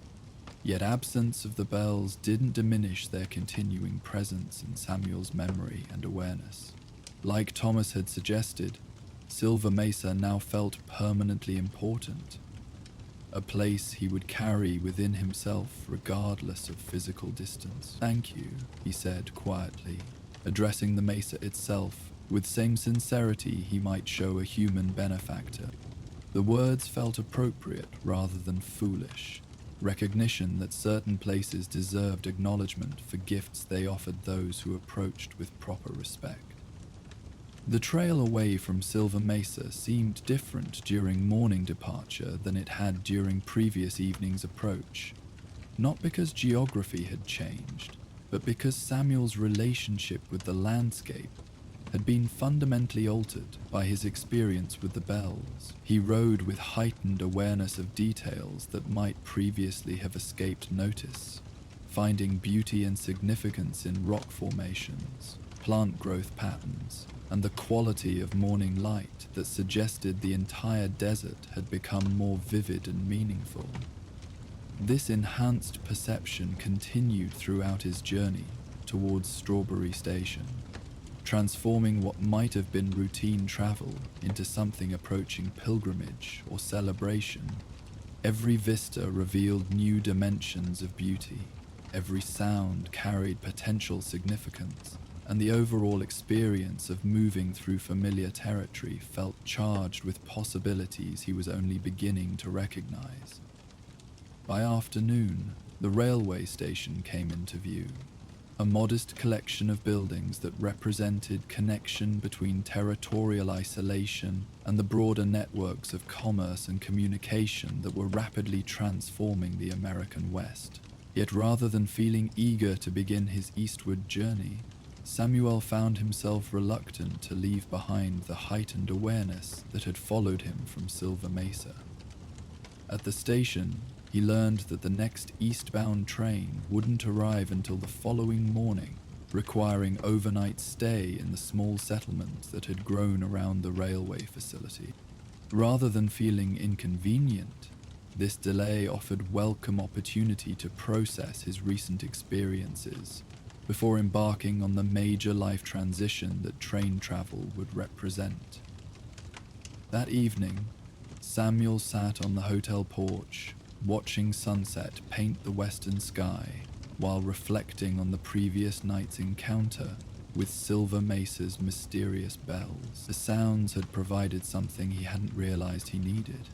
Not just beautiful experience to mark his departure from frontier life, but insight regarding continuity between past and future possibilities. Thomas's suggestion about teaching or preserving frontier wisdom had continued developing in Samuel's thinking throughout the day. Perhaps leaving the territories didn't require complete abandonment of everything they had taught him. Perhaps his next phase of life could involve finding ways to honor and share the understanding he had gained, rather than simply setting it aside as belonging to finished chapter. As he contemplated these possibilities, Samuel thought he heard faint echoes of bell music carried on the evening breeze, so distant they might have been imagination, yet somehow unmistakably connected to his experience at Silver Mesa. Whether real or remembered, the sounds reinforced his growing conviction that certain experiences transcended their original contexts to influence ongoing life in ways that time would reveal. The eastbound train arrived the following morning with characteristic fanfare. Steam, whistles, and mechanical sounds that represented dramatic contrast to desert silence Samuel had recently experienced. Yet as he settled into his seat for the journey ahead, he carried with him not just luggage and possessions, but expanded awareness that would influence whatever came next. Through the window, As the train began its eastward progress, Samuel caught final glimpse of Silver Mesa rising in the distance, like natural cathedral marking sacred space within the vast desert landscape. Though physically departing from the frontier, he felt certain that some essential part of him would remain connected to places like Silver Mesa, and that some essential part of such places now traveled with him toward whatever purposes awaited discovery. The bells had marked not ending but transformation, blessing a transition that honored both past experiences and future possibilities. In learning to listen properly, Samuel had discovered that farewells could simultaneously represent beginnings, and that the deepest forms of departure sometimes involved carrying forward rather than leaving behind the most meaningful aspects of experience. As the train gained speed and Silver Mesa disappeared beyond the horizon, Samuel settled back in his seat with unexpected peace regarding the journey ahead.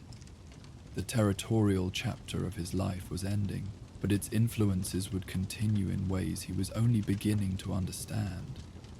The bells had taught him that some forms of belonging transcended simple geography, creating connections that distance couldn't diminish and time couldn't erase. Miles passed outside the window as the train carried him toward destinations both known and unknowable, while in his memory, the ethereal sounds of Silver Mesa's twilight bells continued their gentle music, blessing, guidance, and promise that the most important aspects of any place remained available to those who learned to carry them forward with appropriate reverence and care.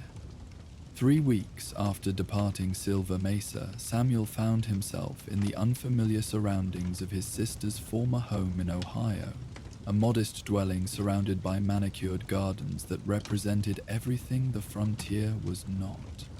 The inheritance proved more substantial than expected, including not only the house, but also careful documentation of family history stretching back generations. Among these papers, Samuel discovered something that would forever change his understanding of his recent desert experience. His sister, Margaret, whom he had barely known due to their separation by geography and circumstances, had apparently spent decades researching their family's genealogy.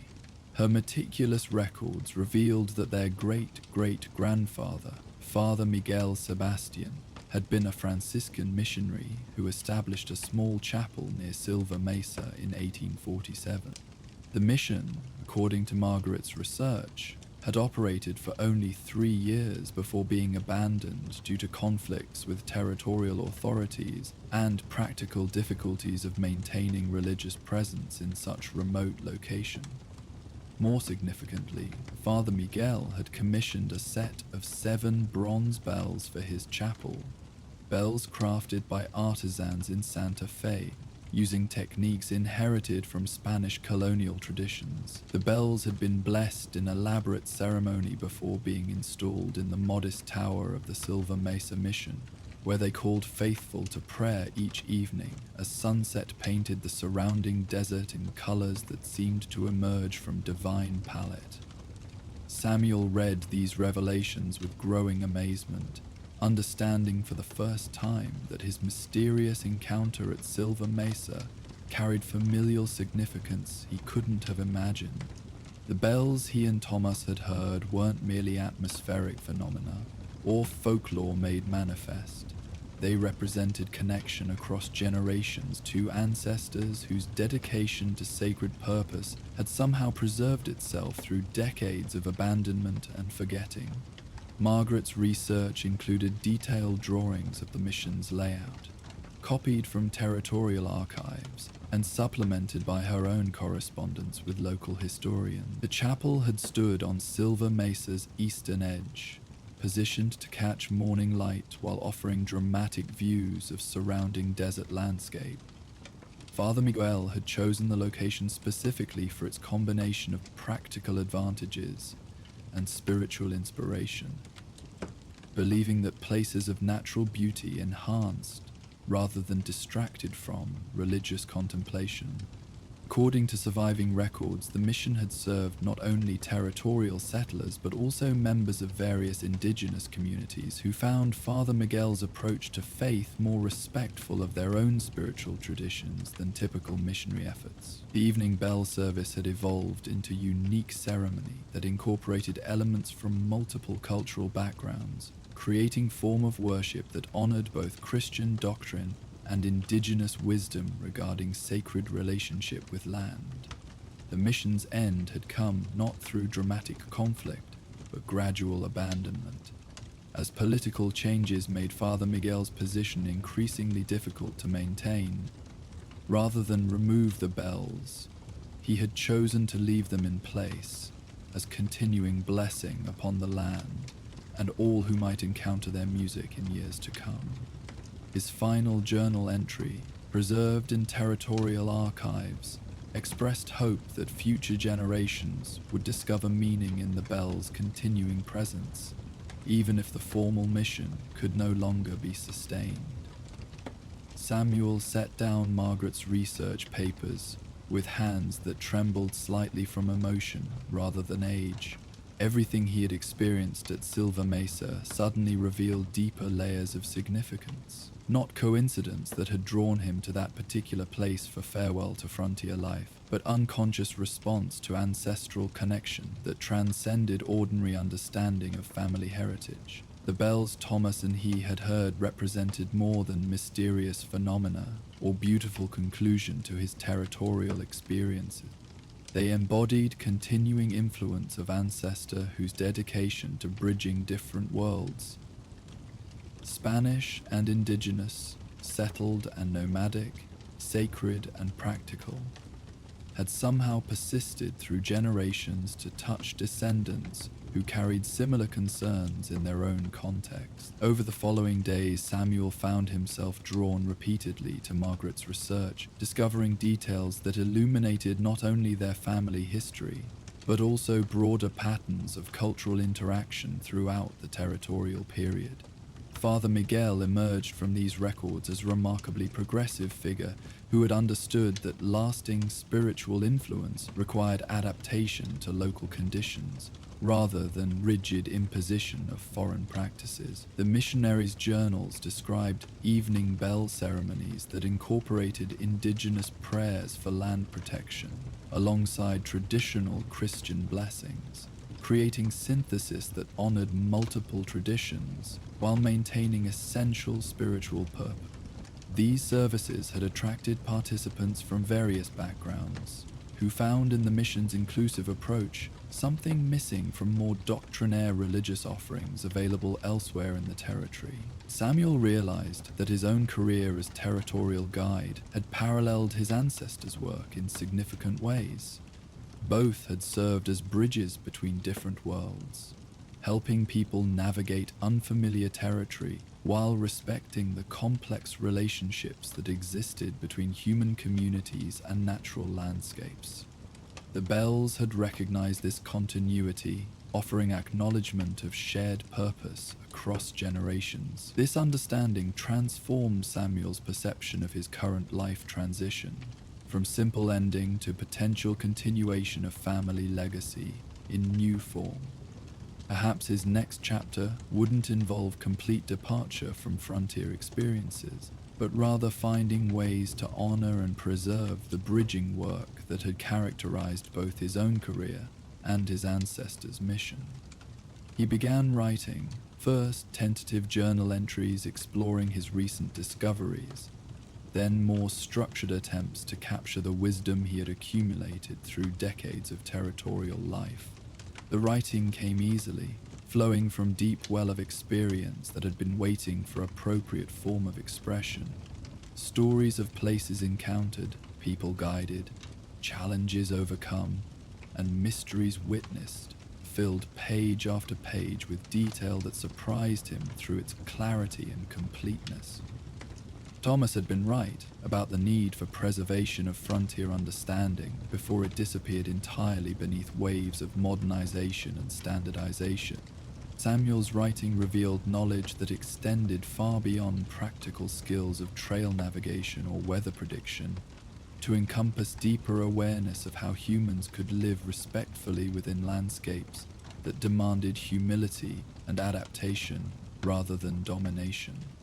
As autumn progressed into winter, Samuel's project expanded beyond personal memoir toward comprehensive guide for those who would continue inhabiting and traveling through territorial regions. He wrote about reading weather signs, finding water in desert country, understanding animal behavior that could indicate danger or opportunity, and recognizing plant communities that suggested particular geological or climatic conditions.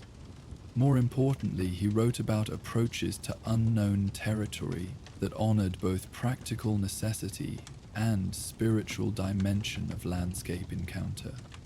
Like his ancestor, Father Miguel, Samuel had learned that lasting relationship with challenging environments required synthesis of different forms of knowledge rather than reliance on single perspective or methodology. His chapters on respect for indigenous wisdom drew heavily from years of interaction with tribal guides, who had shared understanding unavailable through European degrees traditions. Samuel wrote carefully about these exchanges, ensuring that he presented indigenous knowledge with appropriate attribution while avoiding appropriation of sacred elements not intended for broader sharing. Similarly, his discussions of Spanish colonial influences acknowledged debt to vaquero traditions that had shaped territorial ranching and navigation practices. Samuel had learned much from Mexican California cattlemen, whose families had worked these lands for generations before American territorial acquisition, and his writing gave proper credit to their contributions while describing how different cultural approaches could be productively combined. The writing project consumed Samuel's winter months, filling the Ohio house with maps, journals, reference materials, and correspondence with territorial historians who could verify or supplement his recollections.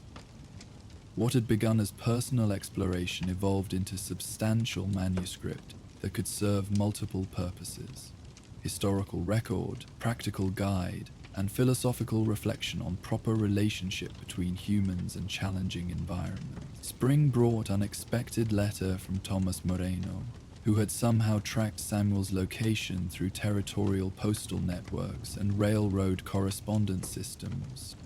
The young muleteer wrote that he had returned to Silver Mesa several times during winter months, continuing to hear the mysterious bells while developing deeper appreciation for their significance within broader patterns of territorial history and cultural interaction.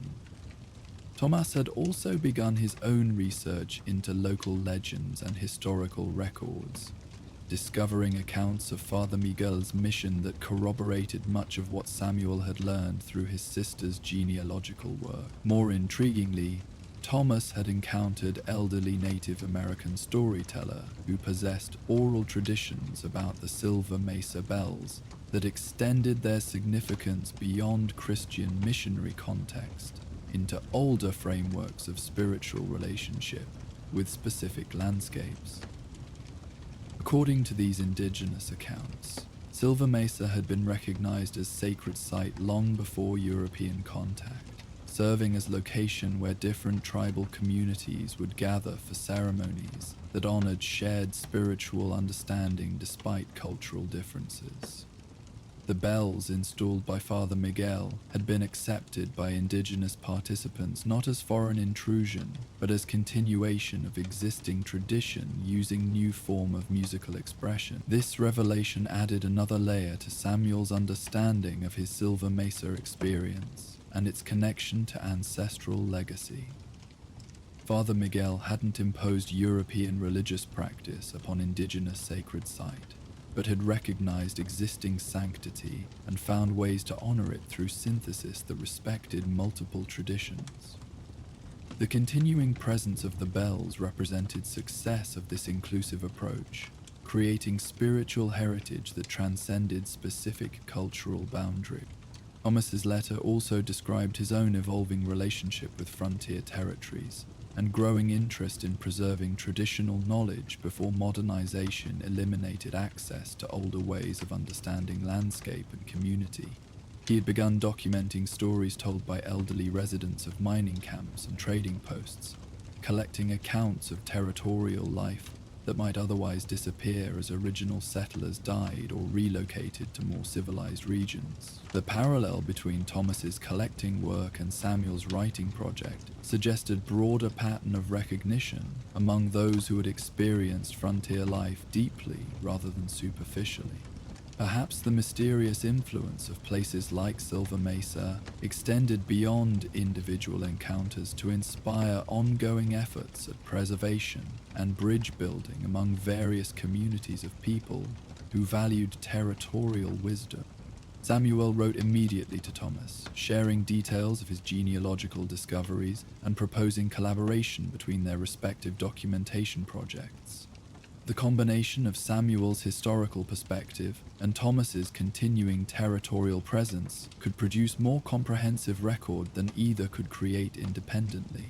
While their shared experience at Silver Mesa provided spiritual foundation for work that might otherwise remain merely academic, Thomas's enthusiastic response arrived within weeks, proposing that they meet during summer at Silver Mesa to continue their research while honoring the site that had initially brought them together. This suggestion appealed strongly to Samuel, who had increasingly felt that his Ohio residence represented temporary pause rather than permanent destination in ongoing journey that wasn't yet complete. The reunion at Silver Mesa took place in late June, as desert landscape reached full summer intensity that required careful timing of travel and camping to avoid dangerous heat exposure.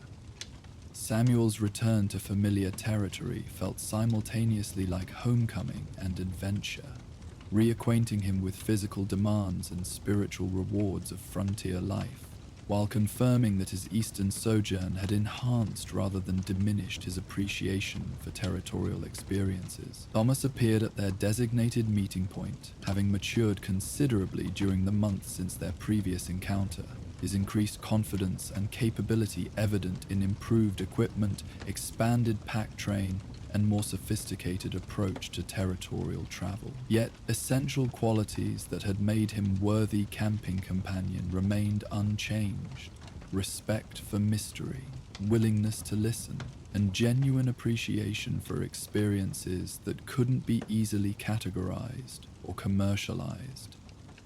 Their second evening at Silver Mesa proved as extraordinary as their first, with bells ringing at sunset while both men listened with deepened understanding of their historical and spiritual significance. The sounds seemed richer this time, more complex in their harmonies and more clearly connected to broader patterns of cultural interaction that had shaped territorial development across multiple generations. During the days that followed, Samuel and Thomas explored sites throughout the Silver Mesa region, locating remains of Father Miguel's mission and documenting physical evidence of indigenous ceremonial use that preceded and continued alongside Christian presence. Their investigation revealed extensive network of sacred sites connected through traditional travel routes that had facilitated cultural exchange long before European contact. These discoveries provided concrete foundation for a collaborative documentation project that would combine Samuel's written record with Thomas's continuing fieldwork to create comprehensive resource regarding territorial heritage. They agreed that their work should honor multiple cultural perspectives while serving practical needs of contemporary travelers who sought to understand and respect the complex histories embedded within seemingly empty landscapes. As summer progressed, Samuel found himself increasingly committed to returning permanently to territorial life, rather than continuing Eastern residence that felt artificial despite its material comforts. The collaboration with Thomas had revealed ongoing purposes that required presence within frontier regions, while his writing project demanded continued access to places and people that embodied knowledge he sought to preserve. By autumn, Samuel had established permanent base near Silver Mesa, creating modest homesteads that could serve both as research center and way station for travelers who shared their interests in territorial heritage and landscape wisdom. Thomas adjusted his freight routes to provide regular connection between Samuel's isolated location and various communities that could benefit from their collaborative documentation efforts. Their work attracted attention from territorial historians, government surveyors, and occasional Eastern scholars who recognized value in systematic preservation of frontier knowledge before modernization eliminated access to traditional understanding. Yet Samuel and Thomas remained most committed to serving practical needs of contemporary territorial residents, who required reliable information about navigation, resource location, weather prediction, and respectful interaction with indigenous communities. The bells of Silver Mesa continued their evening music throughout these developments, providing spiritual foundation for work that might otherwise have remained merely intellectual exercise. Their mysterious presence reminded both men that knowledge worth preserving transcended simple information to encompass deeper wisdom about relationships between humans and places that demanded humility, patience, and reverence. Years passed as Samuel and Thomas developed their collaboration into recognized resource for territorial travelers, while maintaining primary focus on preservation of knowledge that connected past wisdom with contemporary needs. Their documentation project evolved into ongoing effort that attracted contributions from various cultural communities, creating synthesis that honored multiple perspectives while serving shared practical purposes. Samuel's ancestor, Father Miguel, would have recognized and approved the inclusive approach that characterized their work, bridge building between different traditions that respected essential values while adapting to changing circumstances. The bells he had blessed continued their evening benediction upon efforts that fulfilled his original vision of cultural synthesis and spiritual preservation within challenging but sacred landscapes. As Samuel entered his final years, he found deep satisfaction in knowing that his territorial experiences had contributed to ongoing legacy that transcended individual lifespan. The bells would continue ringing for future generations who approached Silver Mesa with appropriate respect, offering guidance and blessing to those who understood that certain places held wisdom worth preserving and sharing across boundaries of time, culture, and individual understanding. And so, partner, as our tale rides off into the sunset, it's time for you to rest your weary bones beneath the endless prairie sky. Let the sounds of the west be your lullaby tonight, from the gentle crackle of the campfire to the soft prairie winds and the distant song of nightbirds, all flowing uninterrupted, with no advertisements to break the peace of your slumber. Sweet dreams, cowpoke, and may your trail lead to peaceful pastures tonight.